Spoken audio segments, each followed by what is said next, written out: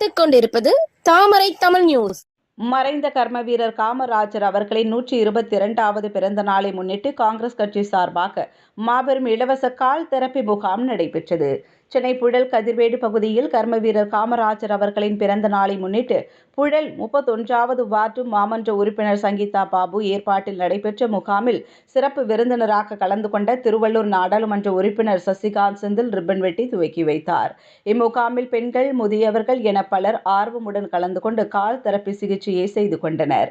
இந்த கால் தெரப்பி சிகிச்சை மூலம் எலும்பு தேய்மானம், மூட்டு வலி, தேவையற்ற கொழுப்பை நீக்குதல், தைராய்டு, பாதவலி, நரம்பு சம்பந்தப்பட்ட நோய்கள் என பல்வேறு நோய்களுக்கு இந்த கால் தெரப்பி முகாம் பயன்பெற முடியும் என்று தெரிவித்தனர்.